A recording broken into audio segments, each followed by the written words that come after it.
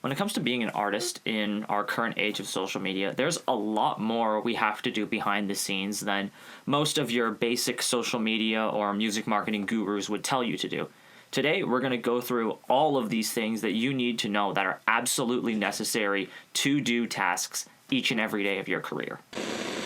The biggest problem in 2026 isn't that your music's not the best, it's that you are invisible. Most artists are still operating on 2022 logic, no pun intended, thinking that one great song will trigger an algorithmic miracle. But the post and pray era is dead. If you aren't active, the platforms treat you as if you don't exist. It's not just about the volume of your music, it's about momentum decay.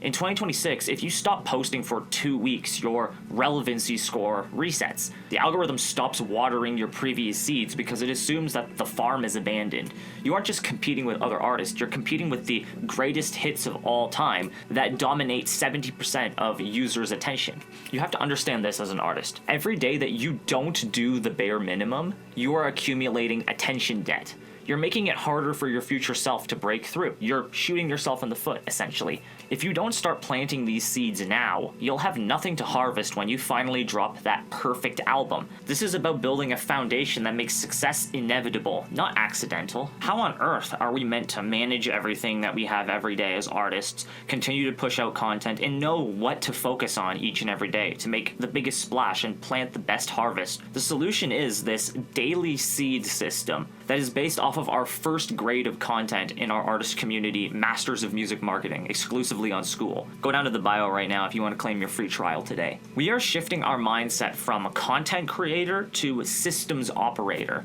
The bare minimum isn't a chore, it's the industrial maintenance of your career's engine. It's about doing the boring things so consistently that the algorithm has no choice but to reward you. And wouldn't you like that? The algorithm actually doing what it's supposed to do for your career? We all would, but it starts with planting these seeds now and today. We break this down into 3 core zones. First, your creative non-negotiables, keeping the art fresh. Secondly, we need to look at our platform utility, using TikTok, Instagram Reels, and YouTube Shorts as tools, not toys. Thirdly, we need to develop our data intelligence, knowing which seeds are actually growing so you don't waste water on weeds. So the first element we need to look at of our daily artist tasks is this 1 to 3 rule. In our current era of social media, the bare minimum is posting 1 to 3 pieces of vertical content every single day across the big 3, which are Instagram, YouTube, and TikTok, in case you weren't aware. This isn't about going viral. This is about searchable stories. You are creating a digital trail so that when a fan finds you, there is a world for them to get lost in. Of course, 1 to 3 is the bare minimum, so if you want to exceed the bare minimum, go for 4 to 6 instead across all platforms. That'll help you to really start breaking through and build that backlog of content for people to go through. And of course, if stuff doesn't go well for you, you can always just archive it into your own feed for later in the future for fans who maybe want to see it. You don't have to keep up everything right now. In our first lecture of MMM, we discussed how our first pieces of content, our first 100, let's say, these are not legacy-defining assets. These are simply tools we are using to get the ball rolling. We're getting the habit going. The second element we need to include in our daily task list is our 4 to 6 week release cycle. In the journey of being a recording artist, we don't disappear for a year to find ourselves. That's career suicide. We find ourselves through the work. If you need to silence everything to find your artistic output, then maybe it's not as deep as you think it is. Releasing every month to 6 weeks keeps your algorithmic momentum alive. It keeps you in the ears and the feeds of your audience consistently, and the only way you're going to be developing a fan base as an artist and a foundation is if you're in front of people all the time. 95% of your newest viewers on your TikTok content are usually coming from your For You page, especially if you have a younger page as well too. Take advantage of that. This gives you the opportunity to test new songs, try out new sounds, and find the one that's really going to work for you if you're releasing regularly. So take advantage of this while you have the lack of audience watching you to really find what's going to work and really resonate with people out on social media and feels true to you as an artist as well. The third element we need to include in our daily task is this architecture of engagement. Ask yourself this: are you spending any time on social media consuming? You probably are. Are you just scrolling passively, or are you actually commenting? Are you actually supporting? Are you actually vocalizing when something is exciting or interesting to you? If you're just posting and ghosting on social media, don't expect monumental growth if you're not actually showing up to support the community that you're trying to enter. Spend 30 minutes a day digging through the trenches, finding other artists who are in a similar position of you, either maybe a little bit further behind or a little bit further ahead. Reply to comments that happen on your pages, join discords, message the fans who are sharing your music.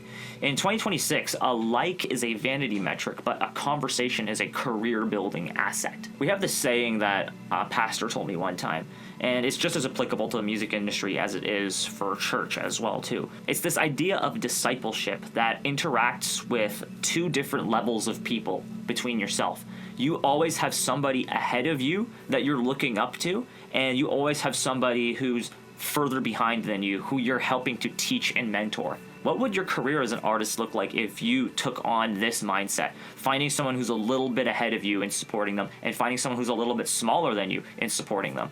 Most artists only really kiss the behinds of artists who are further ahead of them in hopes of getting a feature, getting a shout out, but no artists really show up for artists who are smaller than them because it feels like they're stepping down. That's not how building community works. Building community looks like seeing everybody as equal despite their social status and their engagement and their followers, and seeing them as your equal because that's the reality of the situation.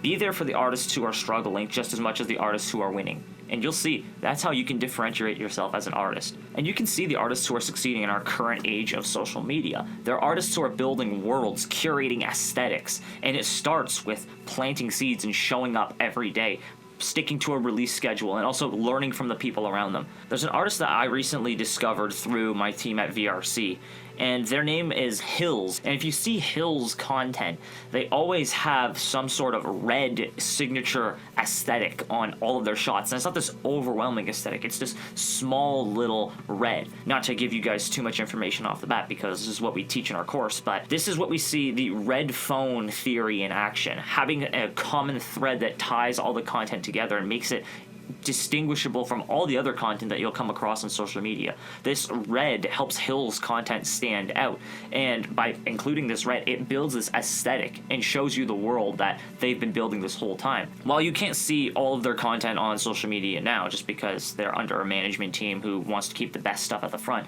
they post their process, not just the music. They gathered their first 100 data points through posting regularly before settling on their aesthetic. By the time they hit their upcoming moment, or viral moment if you want to call it, I don't like to call it that because it makes it seem random, but they already had 500 seeds in the ground that turned into a moment that has helped them to start developing this sustainable career. And if you watch as they keep going, you'll see this artist that seemingly comes out of nowhere, but they've been putting this hard work in for some time now. It's so crucial to understand the importance of doing these daily tasks and cultivating this field of crops each and every day, because when you don't understand this, you'll forever just stay a content creator, chasing the next trend to little or no success or memorability. But when you understand the daily seed system, you become a world builder. You aren't asking for attention, you're building a destination that attention naturally flows toward. It's this anti-content solution. When we think of a viral post on social media, we can remember what the post was, but we can't remember who it was. Why is this? Because it was just a one-time moment. It was a one-time buzz of attention that when we look at their feed and we see this, oh, big post here, there's nothing else that would suggest that this is a person who was worth paying attention to. They just had one viral idea and happened to post and get a lot of attention, but they haven't been able to capitalize off it. And that's why we need to do this hard work of going through and developing these daily rhythms so we don't become a flash in the pan. We don't become that person that showed up on one post one time and then never saw them again, because the aesthetic and the remembrance that comes through building our worlds and aesthetics each and every day, it creates this memorability factor that makes us more than just a content creator. So how do you know if you've mastered the bare minimum? Well, if you have, there's a good chance you've hit your first 100 posts without burning out.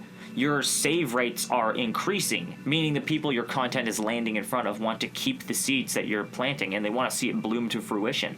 And most importantly, Your daily creative session is as automatic as brushing your teeth. It doesn't feel like a liability anymore. You're able to step in and do it. So to summarize everything up to this point, the bare minimum in 2026 is this daily act of planting seeds through your short form content, maintaining a steady release rhythm, and fostering direct fan connections.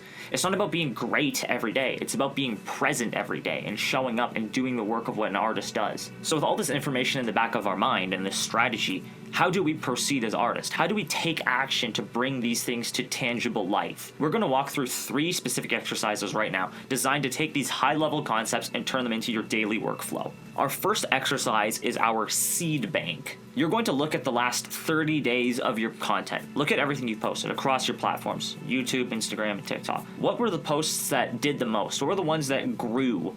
What were the ones that were dead on arrival? Go through all of these posts and categorize them to see which ones were actually instrumental in helping to build your world, or which ones were just posted to make noise and get attention. It's not bad to have too much of one of them, but obviously we want to lean more to content that's building your world than just a post to generate some noise and do what all the other viral creators are doing.